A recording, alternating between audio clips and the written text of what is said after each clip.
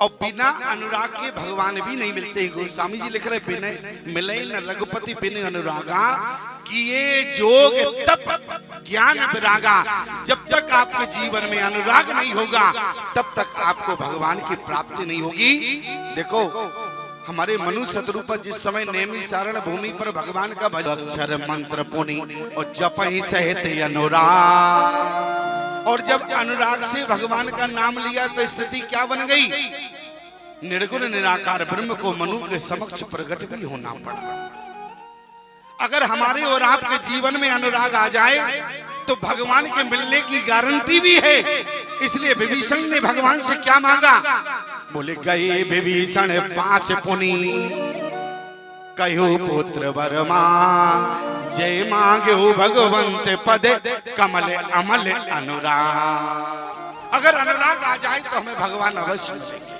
अगर अनुराग आ गया तो राम जी के मिलने की गारंटी हो गई कि भगवान अवश्य मिलेंगे। और यही मैं आपसे निवेदन करूं, एक जगह हम कथा कर रहे थे तो कहा एक व्यक्ति ने बोले स्वामी जी एक बात बताओ, अगर बिना अनुराग के राम जी नहीं मिलते हैं तो अनुराग कहाँ मिलेगा? अगर जानकी ने अनुराग से पूजा किया तो मिथिला की भूमि पर अनुराग मिलेगा? हमने कहा मिथिला की भूमि पर अनुराग नहीं मिलेगा। बोले क्यों? अनुराग के बिना भगवान नहीं मिलते हैं तो फिर अनुराग मिथिला में नहीं मिलेगा तो कहाँ मिलेगा? हमने कहा मिथिला विदेह का नगर है और विदेह के नगर में अनुराग नहीं मिलेगा। बोले तो अयोध्या में मिलेगा। हमने कहा मिथिला विदेह का नगर है, अयोध्या शील का नगर है। बोले तो वृंदावन में मिलेगा।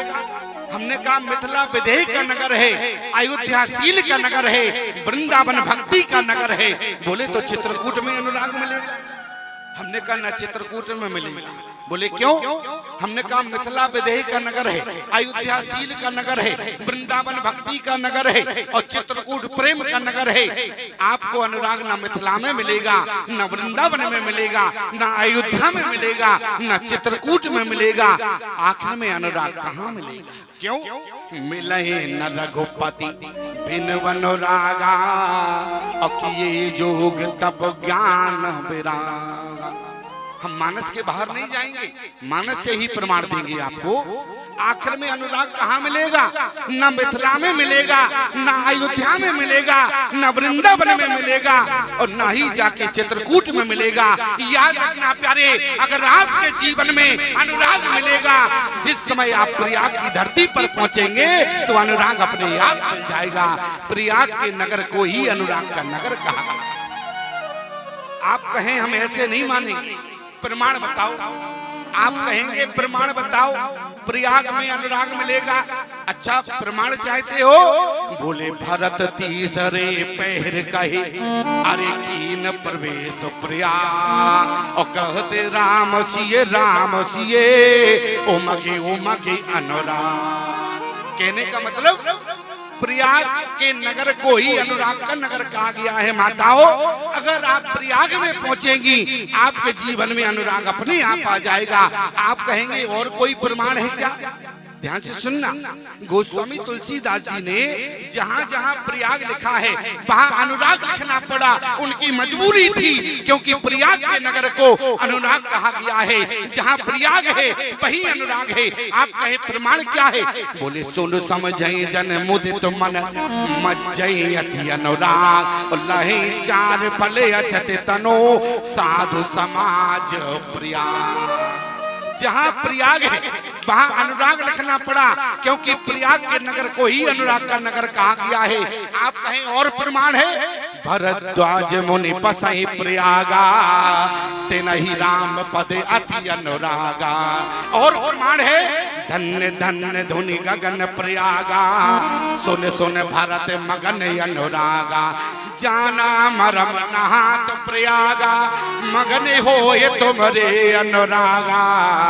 भरत तीसरे पहर कहे, ओ कीन प्रवेश प्रयाग, कहते राम सिए ओ मगी अनुराग। आप अगर प्रयाग की भूमि पर जाएंगे तो आपके अंतःकरण में अनुराग अपने आप आ जाएगा। क्यों? क्योंकि प्रयाग के नगर को ही अनुराग का नगर कहा गया है। ये मानस का प्रमाण है। अच्छा, एक जगह हम कथा कर रहे थे, जैसे ही हमने कहा कि प्रयाग में अनुराग मिलेगा, 2 मिनट नहीं लगा पंडाल खाली हो गया। हमने कहा भले आदमी बैठे, तो कहाँ जा रहे? अरे बोले प्रयाग जाएंगे। हमने कहा क्यों?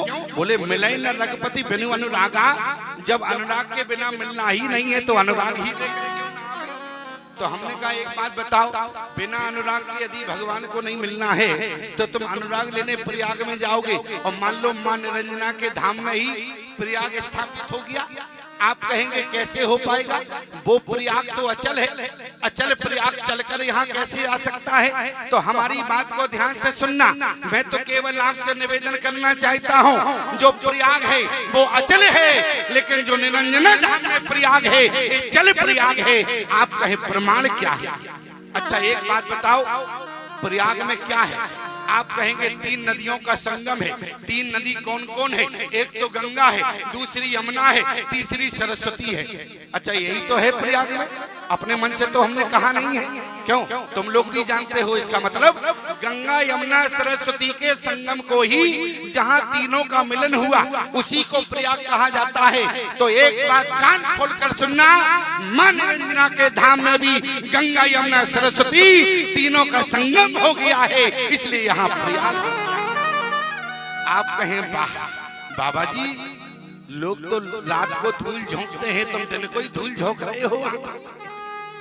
यहाँ प्रयाग, अरे क्या मां निरंजना के धाम में गंगा आ सकती है क्या? देखो आपने मानस को नहीं पढ़ा है, अगर मानस को पढ़ा होता तो आपके मन में शंका नहीं होती। यहाँ गंगा है, आप कहें प्रमाण क्या है? गंगा का प्रमाण राम भगति जय सुरो सरधारा, राम भगति जय सुर सरिधारा, सर सह ब्रह्मा विचार प्रचारा, सर सह ब्रह्मा विचार प्रचारा। देखो एक तो गंगा की धारा, अब आप कहें यमुना कहाँ है? देखो गोस्वामी जी की कलम का कमाल, मैं तो गोस्वामी जी की कलम का कमाल मानता हूँ। यमुना कहाँ है? विधि निषेधमय कलिमल विधि निषेधमय कलिमल हरणी, राम कथा रवि नंदन बरनी, राम कथा नंदन बरनी। राम भगति जय सोरसरी, सोरसरी माने गंगा, और यमुना विधि निषेधमय कलिमल हरणी, राम कथा रवि नंदनी बरनी। यमुना सूर्य की पुत्री है, राम कथा रवि नंदनी बरनी, इसलिए यमुना की धारा है। अब आप कहोगे बाबा जी सरस्वती की धारा कहाँ से लाओगे? क्यों सरस्वती की धारा? तो देखो एक बात आपको बतावे, वक्ता जो होता है वो तेज होता है। वक्ता का मतलब जानते हो? जो अपनी बात को सिद्ध कर दे उसी को वक्ता कहा जाता है। जैसे वकील का मतलब समझती हो आप लोग? क्यों? वकील का मतलब होता है जो अपनी बात की कील लगा दे, उसी का तो नाम वकील है। देखो हमारी बात का बुरा मत मानना, जैसे वकील तेज होता है उसी तरीके से वक्ता तेज होता है। आप कहें कैसे? बोले ज्यों वक्ता की बात में बात, बात में बात, जैसे ज्यों केला की पात में पात, पात में पात, और ज्यों वक्ता की बात में बात, बात में बात। जैसे वकील बहुत तेज होता है, एक व्यक्ति मर्डर करके आ गया, वकील साहब से बोला हमें बचा लोगे? वकील साहब ने कहा अरे हम तुम्हें देखो यहाँ वकील बैठे हो तो हमारी बात का बुरा मत मानना, हम तो केवल विनोद की बात कर रहे हैं। एक व्यक्ति ने कहा कि हमसे मर्डर हो गया, कैसे बचा पाओगे? अरे बोले हम ना बचा पाए तो हम किस बात के वकील हैं? बोले कैसे बचा पाओगे? सबूत हमारे खिलाफ है। तो उसने कहा देखो तुम तो केवल एक बात ध्यान रखना, जज साहब तुमसे कुछ भी पूछे तो तुम तो केवल एक शब्द बोलना, और दूसरा शब्द नहीं, केवल एक शब्द रट लो। और जैसे ही जज साहब तुमसे कुछ भी कहे तुम तो कहना मैं, केवल एक शब्द बोलना। और जैसे जज साहब के पास पहुंचा, जज साहब ने कहा क्यों? तुम्हारे खिलाफ सारे सबूत हैं, तुमने मर्डर किया है। बोला मैं, बस केवल एक शब्द रटा था उसने। अब 2-3 तारीख पे तारीख लगती चली गई। अंत में जज साहब ने एक बार फिर पूछा, बोले क्यों? तो बोले मैं अंत में जज साहब को क्रोध आ गया, बोले हटा, इसने मर्डर नहीं किया होगा, ये तो मूर्ख है। बरी हो गया कि नहीं हो गया? क्यों? अब वकील साहब ने कहा बेटा अब चैम्बर में चलो, और जैसे ही वकील अपने चैम्बर में लेकर आया, वकील ने कहा बेटा देखो मैंने तुमसे कहा था, हमने तुम्हें बचा दिया, अब लाओ हमारी फीस लाओ। तो वकील साहब से भी बोला मैं वकील बोले दिमाग खराब हो गया क्या? अरे फीस देना पड़ेगा।